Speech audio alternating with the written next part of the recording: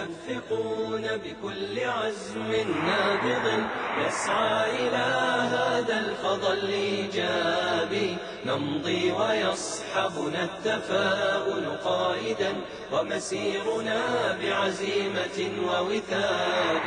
زان الحياة وضوحنا وودادنا، مشروعنا فيها رضا الوهاب. في الجد نتخذ القرار بحكمة، وقلوبنا تهفو لغيث سحاب. لما تواجهنا المصاعب ننبري لجلادها بحماسة وصلاب. إن النجاح مصاحب لمبادر كتمازج الأزهار بالأطياب، كتمازج الأزهار بالأطياب. إيجابيون. مشاهدينا الكرام، السلام عليكم ورحمة الله وبركاته. أهلا بكم معنا في مستهل هذه الحلقة الجديدة من برنامجكم إيجابيون. إن طريق النجاح لا يمكن أن يكون خاليا من العقبات والمعوقات، فالنعيم لا يدرك بالنعيم، والراحة لا تدرك بالراحة، وبقدر ما يكون تعقيد المشكلة تزداد لذة النجاح. فكيف نتعامل مع هذه المعوقات وكيف نتجاوز هذه المشاكل هو محور حلقتنا لهذه الليلة، مع محكم البرنامج الدكتور عبد العزيز بن عبد الله الأحمد، المشرف العام على مركز حلول الاستشارات والتدريب. فنرحب بكم يا دكتور. حياك الله أخي عبد الرحمن، وحيا الله أيضا جميع الإخوة الحضور معنا في الاستديو وجميع المشاهدين والمشاهدات مع حلقتهم في هذه الليلة، حل المشكلات ضمن برنامج إيجابيون. جميل. أيضا نحن نثني بالترحيب على الشباب الذين هم يجسدون طبعا دور الإيجابية والتفاعل مع البرنامج. دكتور، قضية المشاكل، لا يمكن أن يكون إنسان بلا مشاكل مهما بلغ من الثراء، مهما بلغ من الرفاهية، بمختلف يعني جهات هذه المشاكل، إما بيئية أو أسرية أو مهنية أو اقتصادية أو اجتماعية أو نفسية أو غيرها من المشاكل. يختلف الناس كثيرا في طريقة التعامل مع هذه المشكلة. بعض الناس لا يتقن التعامل، وبعض الناس يتقن التعامل، وبعض الناس تجاوز هذه المرحلة إلى أن صنع من المشكلة فرصة يتجاوزها وفرصة يستثمرها لصالحه. بدأنا نتوقف على مفهوم المشكلة. ما هو مفهوم المشكلة؟ طبعا المشكلة هي الحقيقة موقف يمر به الإنسان، ويكون هذا الموقف صعب، وعنده ضبابية أو عدم توفر معلومات، ولا يستطيع أن يجري حلا أو يتخذ موقفا أو يصدر حكما معينا، وذلك لغياب المعلومة أو لوجود تدخل أو تداخل بالظروف والقضايا من حوله. ولذلك هم يقولون أحيانا أن المشكلة هي سؤال ليس له حل موجود، هو غموض يحتاج تفسير، هو مرض يحتاج علاج، وهكذا. فهو موقف يمر به الإنسان ويحتوي على نوع من الأزمة يمنع الإنسان من الوصول إلى هدف هو حدده سابقا أو غاية يريد أن يصل إليها، ومن ثم تظهر هذه المشكلة. هذا مفهوم بسيط الحقيقة عن المشكلة. نعم. وبالنسبة لحل المشكلة الذين كيف نتعامل معها، مفهوم هذا الحل. الحل هو الجواب على السؤال، هو العلاج للمرض، هو التفسير للغموض، يعني أو ما يطلق عليه علميا أحيانا إدراك عناصر الموقف. إدراك عناصر الموقف، هذه العناصر التي لها تأثير في هذا الموقف فأعرفها وأمارسها فأصل للحل. فلما أدرك عناصر الموقف الذي أنا الآن أنا ساعي إليه، هنا أصل للحل. فمثلا دعني أقول مثلا مشكلة فتاة أو مشكلة شاب بينه وبين أبيه موقف سوء تفاهم وتفاقم قوي، وهذا كثيرة مثلا. المشكلة هو هذه الأزمة وهذا التعقيد بينه وبين أبيه. حل المشكلة هو أن أدرك أن المشكلة هذه عناصرها هي بين الابن والأب، وعندهم ظروف ولديهم مواقف سابقة. فلما أعرف هذه الأسباب وأسعى لحلها وتذليلها وأتخذ الإجراء المناسب. هذا جميل. نعم. جميل. دكتور، قبل أن نتوقف مع التقرير الذي يقيس كيفية تعامل المشتركين طبعا الذين اشتركوا معنا في البرنامج، كيفية التعامل مع مشكلاتهم اليومية، نتوقف عند أهمية هذا الموضوع على أساس أن يعني نقتنع يعني أكيد أن كل شخص لديه مشكلة في حياته كل يوم. نعم. يعني يواجه مشكلة، بل كل لحظة يواجه هذه المشكلة. طبعا أهمية حل المشكلات. نعم. السؤال والله يا أخي عبد الرحمن الحقيقة السؤال مهم جدا. أولا برنامجنا إيجابيون هذا هو بحد ذاته هو حل مشكلة قائمة في العالم كله، أو في العالم الإسلامي أو في العالم العربي أو لدينا. يعني تصور لما قسنا في المتوسط مستوى الإيجابية لدى آلاف من الناس من جميع البلاد العربية الإسلامية، وجدنا مثلا، وهذا الآن أصرح بها، وجدنا أن مستوى الإيجابية وصل إلى 54%، وهو مستوى دون المقبول. ولذلك أتى هذا البرنامج ليحل هذه المشكلة. الأمر الثاني أن أهمية طرحنا لهذا الموضوع أنه نعمق مفهوم بأنه لا يمكن أن نعيش بدون مشاكل ومشكلات. يعني لا نتصور يا إخوتي، لا نتصور أن الإنسان سيعيش بدون مشكلات، بدون عقبات، بدون جراحات، بدون صعوبات، بدون نصب، بدون هم، بدون وصب، بدون قلق، لا يمكن. ولذلك هذا مصداق ما أقسم به الله عز وجل في سورة البلد: لقد خلقنا الإنسان في كبد. والكبد كما قال العلماء هو المشقة. هذا مهم نتعرف عليه. إذن وجود المشكلات هو من طبيعة الحياة، خاصة الدنيا، وهذا واضح. جميل. الأمر الثاني أننا في برنامجنا إيجابيون، ونحن نقيم ونحن نشجع ونحن نتعرف على معنى حياتنا ونفكر ونتفاعل ونتعاطف مع الناس. سنفشل في بعض القضايا، في أصول الطموحات، بعض من حولنا سيخطئ علينا، ستكون هناك مشكلات. هنا أضع بيد الإيجابي والإيجابية مشعلا أو مهارة لكي يتغلب على عقباته في الحياة. وكل من لقيت يشكو دهره: ليت شعري هذه الدنيا لمن؟ يعني ما في إنسان إلا ويجي يشكي لك مشكلة، يشكي لك قضية. الزوجة تقول الزوج، والزوج يقول الزوجة، والابن يقول الأب، والأب يقول الابن، والأمير يقول المأمور، والمأمور يقول الأمير، والمسؤول يقول كذا، والمعلم يقول التلميذ.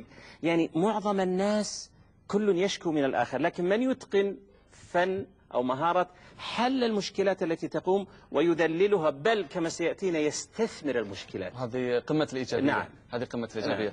دكتور، أنا أيضا أذكر فقط قبل أن نتوقف مع هذا التقرير السادة المشاهدين بأنه اليوم سنتوقف إن شاء الله مع الفائزين. نعم. في المرحلة الأولى من برنامج إيجابيون. طبعا هناك تقرير مصور سوف يعلن فيه الفائزون. نعم. وطبعا الجوائز المستحقة في تقرير إن شاء الله في نهاية هذه الحلقة ليبقوا معنا إلى آخرها. مشاهدينا الكرام، نتوقف معكم عند هذا التقرير الذي يقيس نسبة حل المشكلات من قبل المشتركين في البرنامج. نعود بعده لنواصل معكم هذه الحلقة، ابقوا معنا.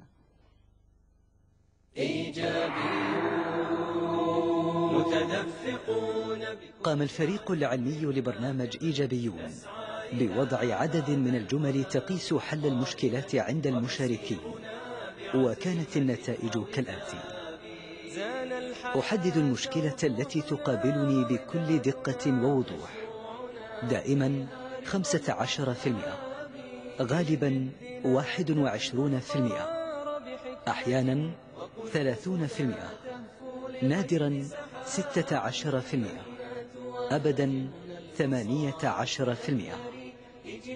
أفكر جيدا في أسباب المشكلات التي تواجهني، دائما 13%، غالبا 24%، أحيانا 25%، نادرا 27%، أبدا 11%.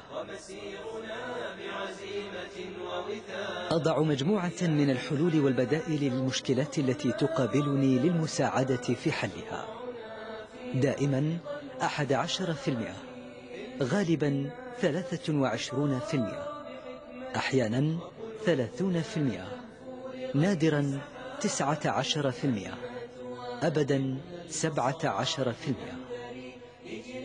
مشكلتي أنني أهرب من مواجهة المشكلات، دائما 20%، غالبا 26%، أحيانا 27%، نادرا 20%، أبدا 7%.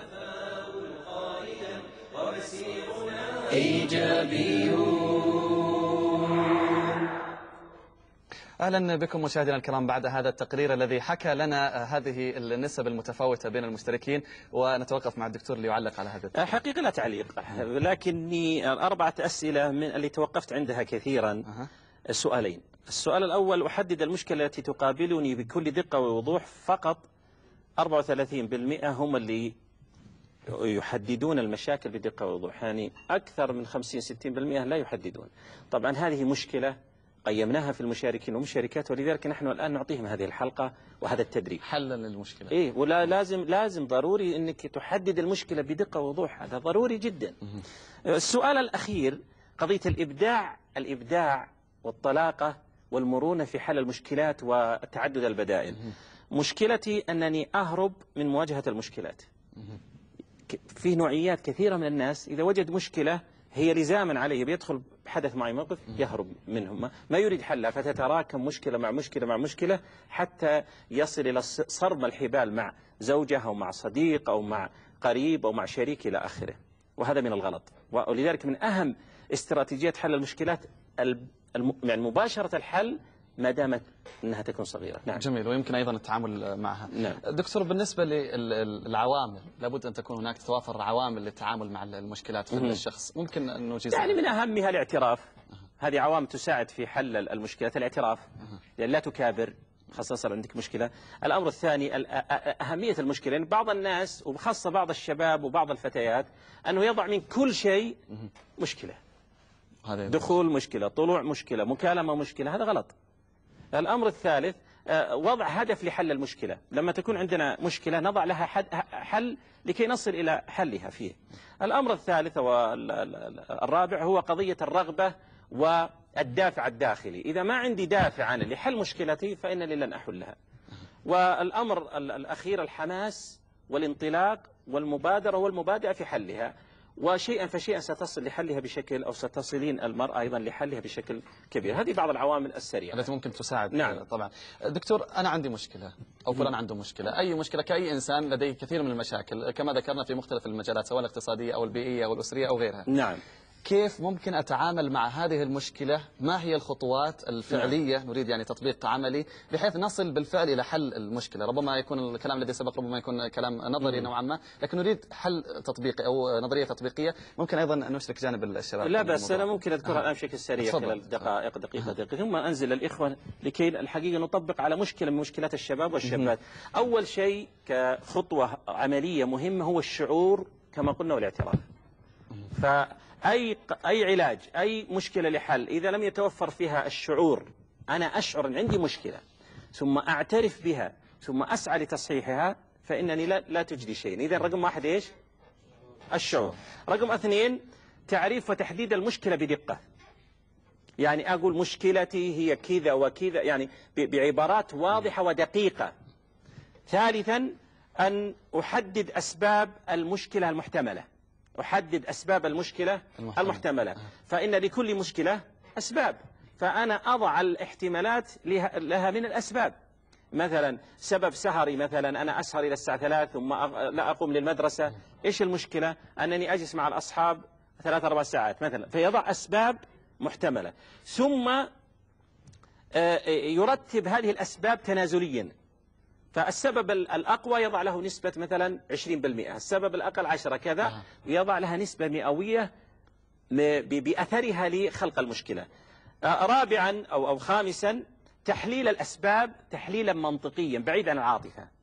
لأن مثل بعض البنات، وهذا يكثر عند كثير من البنات وبعض الشباب، أنه يضع أسباب ولكن يفسرها تفسير إيش؟ عاطفي. أنا ما أحب فلانة، أنا ما أحب فلان، لأني أحمل داخلي ردة فعل، فأنا أحاول أنا أكبر أسباب هي ليست واقعية وليست منطقية. الأمر السادس وضع الحلول والبدائل. فصار عندي مشكلة أضع لها إيش؟ الحلول والبدائل. ثم هذه الحلول والبدائل لما أضعها أرتبها ثم أمارس وأطبقها. وهذا هو الخطوة السابعة، أنني أطبق الحلول القريبة والأفضل، ولكن أضع السلبيات والإيجابيات لبعضها. يعني مثلا الحل الأول والحل الثاني والحل الثالث، الحل الأول سلبياته وإيجابياته، الحل الثاني سلبيات وإيجابيات، وهكذا. ثم أطبق الحل الأفضل الذي يكون أقل سلبيات وأكثر إيجابيات. أيوة. ثم أطبقه، ثم وأنا أطبقه وأنفذه أتابعه حتى أصل للمرحلة اللي قبل الأخيرة التي هي تقييم. جميل. ثم في الأخير أستثمر المشكلة. فأنا الآن خلاص عرفت وحددت وعرفت الأسباب والاحتمالات. بآخر شيء أستطيع وأنا أمارس لمدة شهر أو أسبوع أسبوعين أنني أستثمر المشكلة، لأني وصلت القرار. إما فشلت فأعرف أن هذا الطريق غلط، إما نجحت فأعرف أن الوصول مبني على الصبر، صحيح. مبني مثلا على عدة طرق. فهنا أنا أستثمر وأصيح صاحب خبرة. وممكن الآن أقوم للشباب ونطرح مثلا معنا قضية مثلا مشكلة اخترناها، مشكلة وش اللي مشكلة تؤرقكم كثيرا؟ ها؟ مشكلة تؤرقكم كثيرا ما هي؟ لا أنت تتأخر أنت الآن أو عند في المجتمع. لا يعني أنتم متزوجون، ها؟ هذه مشكلة صح؟ موظفون مشكلة أيضا عند أو لا؟ يعني بعضكم أو أكثركم طلاب صح؟ طيب دعونا نقول نبدأ بالأول. إيش هي اللي مثلا تشغلكم كثيرا؟ لا اللي بيتكلم بس على مشكلة الزواج ولا الوظيفة؟ مشكلة إيش؟ دعونا نبدأ. تجيب بنت الحلال وش ما يصير عندك؟ الوظيفة. دعونا الآن نبدأ بالوظيفة وبعدين نبدأ بالزواج أو بغيره. مشكلة الوظيفة على كلامنا قبل قليل، هل من الممكن الآن نطبق هذا خلال دقائق أو دقيقة أو نصف دقيقة كما ذكرنا قبل البرنامج في جلستنا الخاصة؟ نعم. يعني مثلا دعونا نقول نفترض واحد اسمه أحمد وهو عنده مشكلة إيش؟ عدم حصوله ممتاز على وظيفة، وطرق عدة أبواب ولا وجد حل. يا أخي المتدرب وأنت الآن إيجابي وحاضر هنا، أعطنا حلا له. فنأخذ إيش الخطوات لحل المشكلة اللي هي نقول له هل أنت إيش؟ ممتاز. فممكن أحد يتكلم فيها الآن بعض الخطوات. تفضل. نعم. تبدأ بالاسم. نعم تفضل يا أخي. الاسم عبد الله محمد السليمي. حياك الله عبد الله. أهلا وسهلا. الخطوة رقم 1. الخطوة رقم 1 هي الشعور بالمشكلة. أيوة، بمعنى يعني تأخر الحصول على وظيفة والحاجة للمال من أجل بناء نفسه وتأسيس. يشعر بها بنفسه. يشعر بها بنفسه. جميل. رقم 2. رقم 2 تعريف وتحديد المشكلة. ممتاز. ممتاز. هي عدم الحصول على وظيفة. نعم. بالوقت المحدد يعني للوظيفة، يعني بعد سن 18. إذا المشكلة عنده بالضبط إيش هي؟ المشكلة عدم الحصول على وظيفة. أو عدم حصول على السفر. على كذلك. لا، المشكلة هي المشكلة عدم الحصول على وظيفة. أو وظيفة. لا جاي يدخلني بمشكلة السفر، نقول ما لها علاقة. طيب رقم 3. رقم 3 تحديد الأسباب مرتبة حسب تأثيرها. ممتاز. يعني مثل ممكن السبب الأول عندك عدم الحصول على شهادة تؤهله. ممتاز. كذلك. رقم 2 عدم البحث من أجل بطرق معينة. جميل. طيب جميل، شكرا. ممكن أحد من هنا يا إخوان؟ تفضل. لاقط والاسم. سليمان خزيم. الله يحييك. مثلا ضعف النسبة أو المعدل الدراسي. جميل. أو مثلا ضعف القسم اللي كان يدرسه. إذا هو كان لابد من رفع المعدل أو وجود شهادات أخرى تساعده. نعم. مثل دورات. طيب جميل. غير كذا نفس المجال اللي كان يدرسه. لا دعنا من الأسباب. يلا الآن دعنا نقول الحلول والبدائل. عطني حلول. مثلا محاولة زيادة مستوى التعليم. أيوة. لو كان ثانوي ياخذ جامعي أو جامعي يحاول. جميل. يأخذ أيضا إيش؟ دورات معينة أو يحسن مستواه مثلا بالمهارات. جميل جدا. طيب إيجابيات وسلبيات الحلول. هل من الممكن تذكر له حلين أو 3 وتذكر لكل واحد سلبية وإيجابية مثلا لو كان عنده دراسته جامعية يقدر يروح ياخذ بعثة الماجستير. طبعا هذا له الإيجابية بأنه يرجع وتكون وظيفته إن شاء الله مضمونة. طيب سؤال، هل لابد نشتغل بالوظائف؟ ليش وضعناها مشكلة؟ يعني بمعنى نضع حل آخر، بل ربما يكون هو الحل الأمثل، أنه مو بالضرورة أني أقول لازم الدولة توظفيني، صح ولا لا؟ صحيح. مرة من المرات بذكر لكم قصة وهي فيها نكتة ولطافة. شيبة تاجر يدخل مليارات، جلس مع الشباب مثلكم وقال يا شباب إيش عمل؟ قال مدرس. قالوا الثاني؟ قال مدرس. قالوا الثالث؟ قال مدرس. والثالث؟ قال مدرس. والثالث مدرس. قال مو معقول كلكم تشتغلون بالأجرة؟ قالوا والله هذا الحاصل، هذا الرتم موجود في الجامعة أو في المجتمع. قال ولا واحد يا أخي يشتغل بزنس أو تجارة من يوم صغير يكافح ويشتغل في المساء، يشتغل في الصباح، عنده تحدي. أي بمعنى ليش أنا ما أفكر أنه مو بالضرورة أني أقول يا دولة وظفيني ولازم أقدم شهادة، ممكن أنا أخلق الحلول البديل المبدعة. طيب ننتقل للأخير، تنفيذ. ما هي المرحلة التي بعدها لما ذكرنا له الحلول وسلبياتها وإيجابياتها؟ نعم، وضع النسب ثم ممارسة النسب. طيب وبعدها قلنا يختار الأفضل من الحلول، يختار الأفضل من الحلول. أخيرا يبدأ بمرحلة التنفيذ والمتابعة والتقييم، بل إنه أيضا يصير بنك لحل المشكلات. فهو دخل في هذا المضمار، سواء مضمار وظيفة، مضمار الزوجة، مضمار مثلا الصداقة، مضمار مثلا العلاقات، ففيها في كل مكان في عدد من المشكلات. هنا الآن يا إخواني ألا نصل مثلا لممارسة حل المشكلة بل واستثمار هذه المشكلة في حياتنا أو لا؟ نعم. طيب من الممكن دعونا نعدد بعض المشكلات. هل من الممكن تذكرنا بعض المشكلات في المجتمع؟ التدخين. شكله مشغلك التدخين مرة. ها؟ عنوسة الرجال وعنوسة النساء. جميل جدا. ها يا جهة اليمين، ما في مشكلات أبدا في حياتكم؟ لا أحد بيتكلم عن اللاقط. ما في مشكلات أبدا؟ في مثلا أن واحد يدمن على لعبة الكمبيوتر ولا البلاي ستيشن. بلاي ستيشن. صحيح، هذه من المشكلات الخاصة عند الأطفال، لابد أن نشعر بها، نحددها، ندرس الأسباب المحتملة وندخل بالخطوات التي إيش عندنا. فيه أي مشكلة تذكرونها؟ نقول الميكروفون. نعم. مثلا لا مبالاة باللي يصير وعدم اهتمام بأي شيء. يعني قصدك أغلب الوقت ما يكون جدي. قصدك الشاب والشابة؟ الشاب والشابة. ربما المشكلة. طيب من أين تكون المشكلة؟ هذه مشكلة سببها لما نبحثها مثلا عدم انتباه له، أو مثلا ربما ما أعطاه مسؤولية، ربما ما حسسوه بقيمته، وهذه من المشكلات في المجتمع. لو دعونا نقول في مشكلة بالمجتمع وهي السلبية في المجتمع، صح؟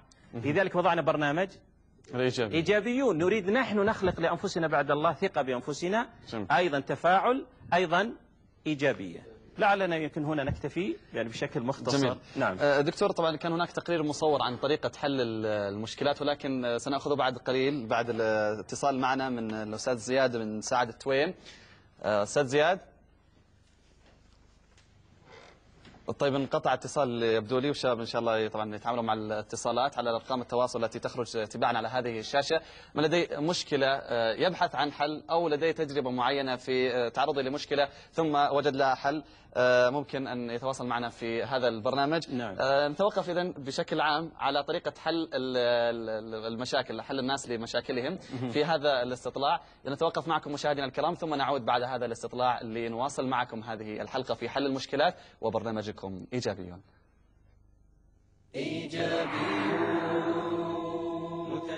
حينما تواجهك مشكلة كيف تحلها؟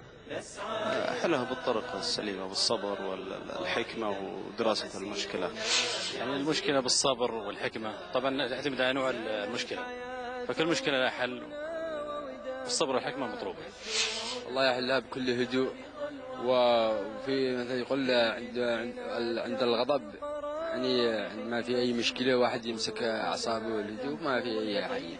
وضع فروض لهذا المشكلة، ثم أيضا البدء في إعطاء عدد من الحلول بناء على الفروض، ثم اختيار أفضل هذه الحلول. هذا باختصار يعني الإطار العام لحل المشكلة. عادة في العمل على حل أي مشكلة نقوم بالبحث عن السبب، فكما يقولون إذا عرف السبب بطل العجب، ومن ثم نضع حلول مؤقتة للمشكلة على الأسباب اللي أدت إلى حدوث مثل هذه المشكلة، بغض النظر عن كونها ظاهرة أو مشكلة آنية أو مشكلة مستديمة. نقوم بوضع عدة حلول لهذه المشكلة، ومن ثم تطبيق هذه الحلول والأخذ بأفضل هذه الحلول من أجل الحصول على أفضل النتائج. في البداية أول شيء طبيعة المشكلة هذه، إذا كانت متخصصة تتجه للمتخصصين بالطبع، يعني إذا كانت مشكلة مالية أو مشكلة صحية أو نفسية فتتجه للمتخصصين. وإذا لم تكن يعني تحتاج إلى تخصص فتستعمل خبرتك في البداية، وقبل ذلك كل شيء هو التوكل على الله سبحانه وتعالى والاستخارة، وثم الاستعانة بما لديك من خبرات وتجارب. المشاكل ما في أحد ما يخلو من المشاكل أو شيء، إن شاء الله ما في مشكلة إن شاء الله لها حل، وبإذن الله يستشير أي واحد أكبر منه إذا ما قدر يحل مشكلته، ما يمنع الشيء هذا، ما فيها حياة، وإن شاء الله ما فيها أي مشكلة صعبة هالدنيا إلا لها حل. والله أغلبية المشاكل تكون ذات تأثير على الإنسان، أكبر حل المشاكل اللي هو الانتظار، التفكير السليم، وش أقرب حلول لها. لكن تأجيل المشاكل أكثر يعني يسبب تأثير نفسي. نبحث عن أسباب المشكلة ثم نبدأ في العلاج.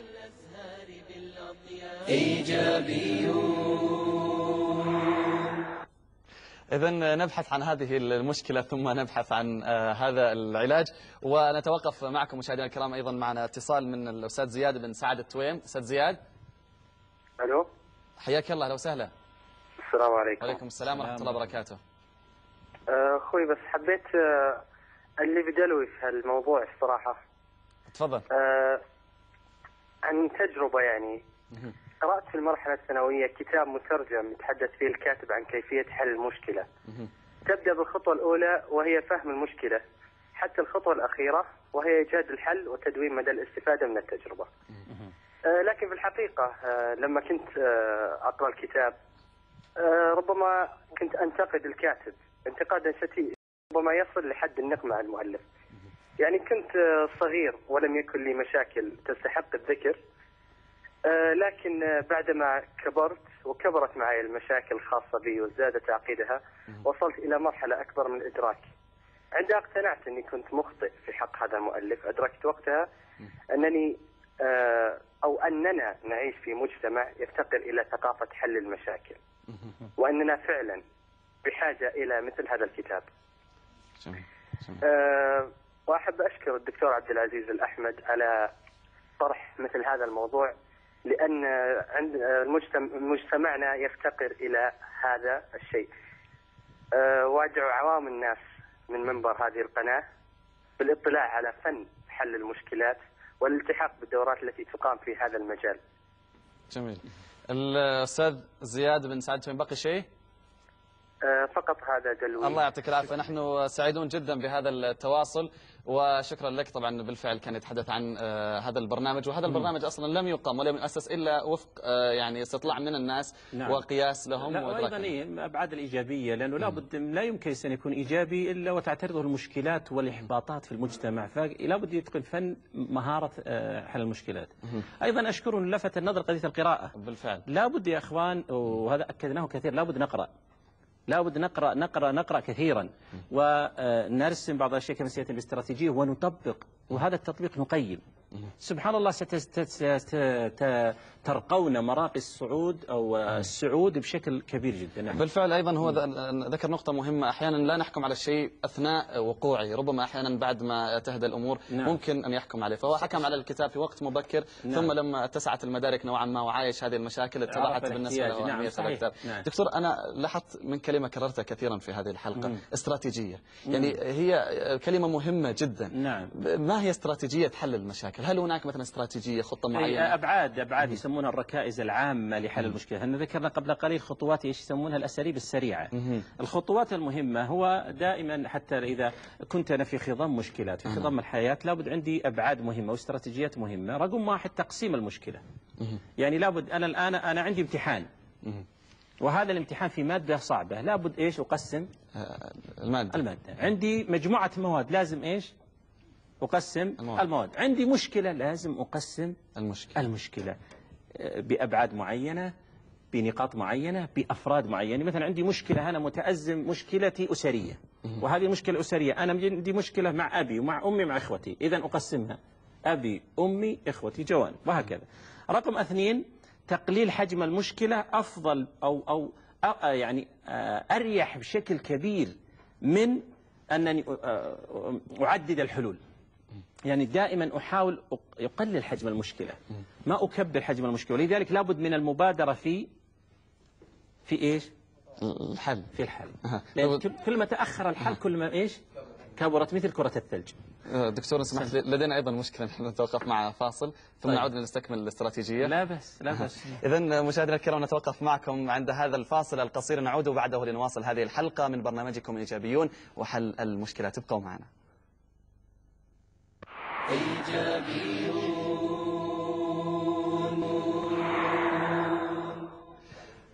إذن مشاهدينا الكرام عدنا إليكم بعد هذا الفاصل القصير نواصل معكم هذه الحلقة من برنامجكم إيجابيون. دكتور قبل أن نستكمل بقية الفقرات في استراتيجية حل المشاكل لدينا اتصال من أحد المشرفين التربويين الأستاذ صالح القرعاوي. تفضل أستاذ صالح حياك الله.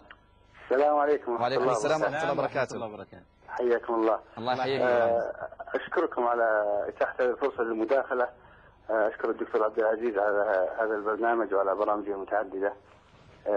بحكم العمل كنت واجهت مشكلات كثيرة طبعا عملية وغير عملية أيضا. المشكلة التي أطرحها في هذه الأمسية هي مشكلة خلاف بين زميلين عزيزين في العمل لدي. كل منهم كان يأتي إلي ويشتكي تلك المشكلة. كل منهم كان يأتي على حدة. فأخذت على عاتقي أن أكون الوسيط في حل هذه الإشكالية ولا أغفلها. فوضعت استراتيجية لحل هذه المشكلة. أولا آمنت بأن هذه المشكلة أمر واقع، لذلك لابد أن أواجهها ولا تنصل من وضع حلول لها لأن حلها أيضا من باب تقريب الأنفس بين أخوين زميلين في العمل. صحيح. ثم أني اتسمت بالهدوء وعدم التوتر في التعاطي مع هذه المشكلة، لأن أحيانا التوتر يفقد الإنسان التركيز، يبعده عن حلول إيجابية. وفي الوجه الآخر أيضا تفاعلت للمشكلة ولم أتفاعل معها، أي يعني لم يعني لم أغضب لجانب دون الآخر، ولم أهمل مشاعرهم التي كانوا يعانونها. تفاعلت لوضع حلول لها. كذلك عند تحليل المشكلة لم أغفل مسبباتها، لأن أحيانا يا أخي العزيز والدكتور وضيوفك الكرام إن أحيانا إزاحة بعض المسببات يكون جزء من الحل، يسهل الحل على صاحب المشكلة أو من يريد أن يحل المشكلة. نعم. وضعت أكثر من حل لهذه المشكلة. أيضا لم أفكر بمفهوم الفوز والخسارة، لأني كنت أفكر بأن الزميلين كلاهما يكسبان الجولة في النهاية. أريد أن يخرج الجميع وهو منتصر. نعم. لأنه مكسب لي أن يكون أنا فائز والطرف الأيمن فائز والطرف الأيسر فائز. نعم. لأن يفكر بالعواقب والإجراءات كذلك أن تكون إجراءات سلسة أثناء التعاطي معها. استثمرت بعض المواقف السلبية في المشكلة من بعض الزميلين لتحويرها إلى أفكار إيجابية لتغيير نظرتهم لها لهذه الأمور. جميل. كان من حظي ولله الحمد أني كنت أرى المشكلة من الخارج وليس من الداخل. فغالبا من أراد أن يحل مشكلة حتى لو كان وقع فيها هو فليخرج قليلا خارج إطار المشكلة، لأنه سينظر للمشكلة من أبعاد أخرى، من زوايا أخرى، يرى حلول. يعني إن سمحتوا لي أشبه ذلك بكبسة الطائرة، يرى الفضاء واسع أمامه يحلق أينما شاء. فمن أراد أن يحل المشكلة حلول إيجابية طبعا أن يحلها بأكثر هدوء بأكثر عقلانية برؤية واسعة جدا حتى يبحث عن أفضل الحلول ويخرج بأكبر المكاسب لهذا. ساعدني والله الحمد أيضا حسن النية لدى الزميلين. إشكالية كانت في البدايات وهي ربما تحدث عندنا كثيرا. أستاذ صالح باختصار لو تكرمت أستاذ صالح. الدكتور يعني عبد العزيز الشيخ الدكتور عبد العزيز ربما يعلم هذا تحديدا، أن صياغة الشخصية العربية لديها شيء للأسف الشديد من سوء تفسير سلوك الآخرين. نعم. نفسر سلوك الآخرين بشكل غير إيجابي. نعم أستاذ صالح أنا أعتذر منك فقط لضيق الوقت، يعني نقلت لنا تجربة جميلة جدا وأيضا فيها حقائق، إذا النتيجة انتهت على خير إن شاء الله. ولله الحمد يعني أعتقد أكثر من 90% انتهت.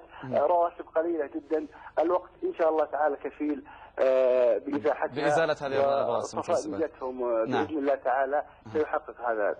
أستاذ صالح القرعاوي أحد المشرفين التربويين، نحن سعدنا بهذا الاتصال وسعدنا بهذه التجربة الحية التي هي أيضا من أحد المختصين. شكرا لك. طبعا ذكر نقاط مهمة جدا، هي عدم يمكن التوتر، عدم التحيز لأحد أطراف المشكلة، لأنه يعني هو مثابة الحكم في المشكلة. الحكم من الخارج. كلام الحقيقة جميل وأنا أرى فيه روية وحكمة، فجزاه الله تعالى خير. أيضا نقطة مهمة أيضا هي على السريع، هي قضية بناء الفرد العربي للأسف. يعني هي قضية التفسيرات أحيانا السيئة، يعني طبعا لا نعمم هذه النظرة، ولكن نقول هي موجودة أحيانا، وإن كان طبعا الإسلام هذبها. يعني هو اتكى عليه الأخ صالح. أنا الحقيقة أنا لا أريد أن أتشائم باللسان العربي والمسلم، لا، بل إنه يعني عنده يعني نظرة تفاؤلية في الجملة، لكن وضع الأحداث المتأزمة في واقعنا خلقت نوع من التكهرب في الجو والعقول. نعم دكتور، على السريع يعني على من الاستراتيجيات تقسيم المشكلة، تقليل المشكلة، مثل ما قال أنا أبعدت بعض الأسباب. هذا شيء جميل.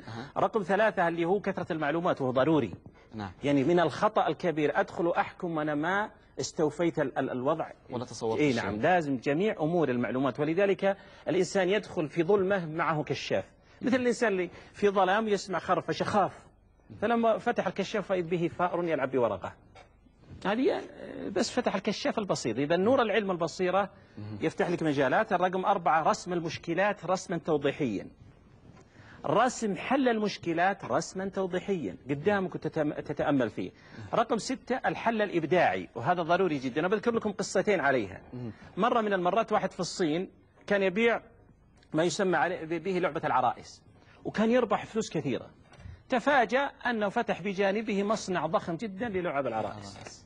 المسكين أصيب إيش؟ بإحباط. قال خلاص فلسنا. فبدأ يبيع على أشياء بسيط. بعدين هو يبحث عن حل، وإذ بمصنع آخر يقيم يعني يشاد بجانبه الأيسر، يمين مصنع ويسار مصنع. سبحان الله، أحبط إحباط كبير. فأتاه إنسان قال أنت أبدع، فكر، أنت صاحب صنعة. ففكر كثيرا وجلس فترة طويلة، يعني بحدود شهر وشهرين. بعد ذلك فكر هو بين مصنعين، فوضع يافطة أو لوحة ضخمة جدا سماها المدخل الرئيسي، فكل من دخل إيش يدخل من عنده فيبيع عليه. هذا واحد. مرة من المرات أحد الأزواج وزوجته يذهبون معه في السيارة، وقد وضعوا أمتعة فوق السيارة طولها مرتين، وتفاجأوا أنهم مروا بنفق قصير جدا. هذا النفق لما أتوا إليه وإذ به أقل أو يضرب بالعفش. فماذا يعملون؟ الحقيقة احتار، خلفه طابور من السيارات، فقالت الزوجة ارجع. قال ما أقدر أرجع، ما خلفي أسطول من السيارات.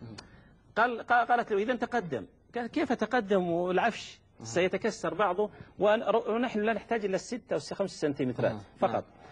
فالتفت إلى الابن قال عندي حل. قال ما هو؟ قال فقط فرغ من هواء إيش؟ السيارة، الكفرات العجلات. ففرغ من هواء العجلات ونزلت السيارة. هذه أيضا هذا حلول. يعني الإنسان إذا فكر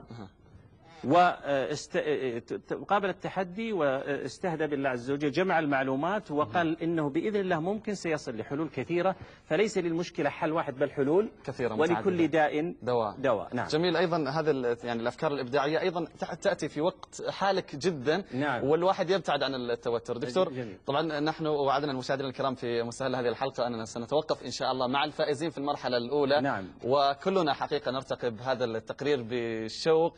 وإذا مشاهدينا الكرام نتوقف معكم عند هذا التقرير الذي يرصد أو رصد فيه الفائزون في المرحلة الأولى من برنامج إيجابيون. ابقوا معنا.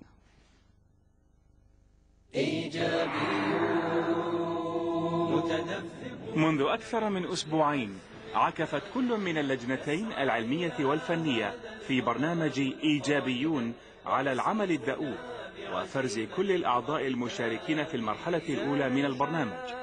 وقد تجاوز عدد الأعضاء الذين تم دراسة حالتهم ومدى تغيرهم أكثر من 3000 عضو، وتم العمل على مراحل شملت الأولى العمل على كل المشاركين في المرحلة للحصول على مقدار التغيير الذي أحدثه البرنامج عليهم. ثم تم تطبيق مقياس الصدق والكذب، وهي طريقة علمية يتم فيها الاستعانة بمجموعة أسئلة تم إضافتها إلى المقياس لإثبات صدق الشخص المطبق للمقياس. وبعد أيام من العمل المتواصل والجهد غير العادي، تم اختيار 10 أعضاء هم الفائزون بالمرحلة الأولى، وقد تم اختيارهم بناء على المحصلة الكلية لدرجاتهم، وهي حاصل جمع درجتهم في الفرق بين القياسين ودرجة التزامهم بتطبيق تطبيقات البرنامج، بالإضافة إلى تفاعلهم مع موقع إيجابيون. وقد فاز كل من الأعضاء التالية أسماؤهم بجائزة نقدية وعينية مقدارها 1000 ريال سعودي، فألف مبروك لهم تغيرهم مع إيجابيون، ومبروك عليهم الجوائز. سمية خضر عبد الله تايه من فلسطين، زيد عزيز صالح سعد مطهر من اليمن، أحمد مرسال مازن مصلح من تركيا، ندى حبيب مشيط الفريدي من السعودية، مروى عز الدين أحمد الحديدي من مصر، ياسين أسوس الحسين من المغرب، جميلة سعد سعيد آل قريوي من السعودية، رمضان عبد مصلح من الصين، وفاء بنت سعيد مقبل الحربي من السعودية، غادة عبد الفتاح حسين الحنفي من فلسطين.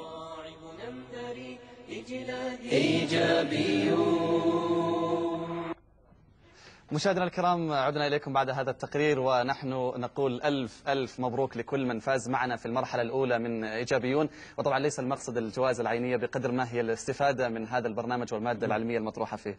لك لكم تعليق دكتور؟ أولا نفرح الحقيقة بتغير هؤلاء الإخوة الذين أخرجهم المعايير، وأنا الحقيقة أعتبر كل المشاركين في إيجابيون حقيقة كلهم متغيرون، وإن شاء الله هادفون وناجحون بإذن الله تعالى. ونحن نبارك لإخواننا، ونعلم أن المقياس الوسطي اللي هو البعدي في المرحلة الأولى معظم المشاركين تغيروا في الإيجابية مستوى جميل جدا، ولكن هؤلاء كانوا من الأبرز. وإن شاء الله نعيدكم في عندنا المرحلة رقم 2 والمرحلة الكبرى بإذن الله. نعم. فقط أيضا لضيق الوقت، نحن طرحنا طبعا السؤال كما اعتدنا في الحلقة السابقة. كان محتوى هذا السؤال: من معوقات التخطيط بذل الجهد ترك الأعمال قبل إنهائها والشروع في أعمال أخرى.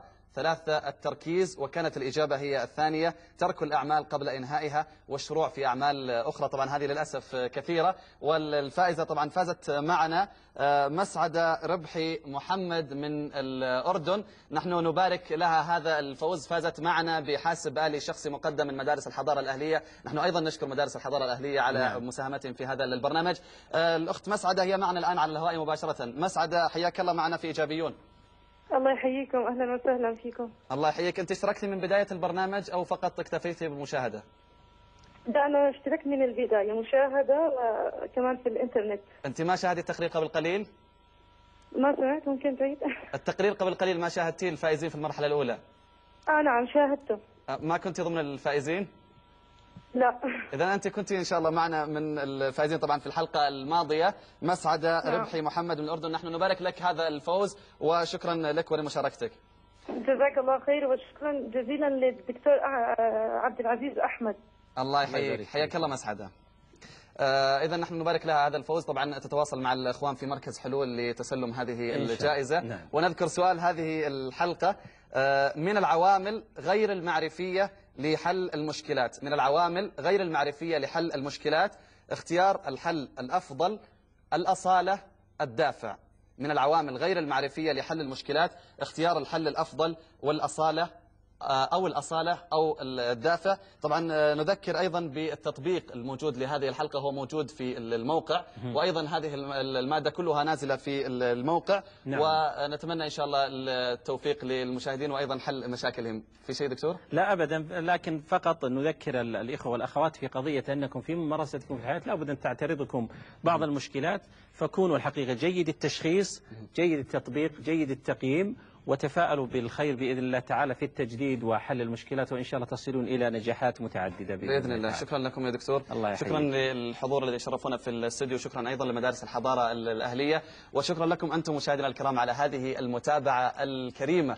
ونتذكر أن وجود العقبات والمعوقات والمشاكل هي سنة فطرية من الغريب ألا تحصل، ولنتذكر أنه ليس لكل مشكلة حل واحد فقط بل حلول. نودعكم بكل الحب والمودة ونلتقيكم إن شاء الله منتصف الأسبوع القادم. إلى ذلكم الحين استودعكم الله والسلام عليكم ورحمة الله وبركاته. عليكم السلام ورحمة الله.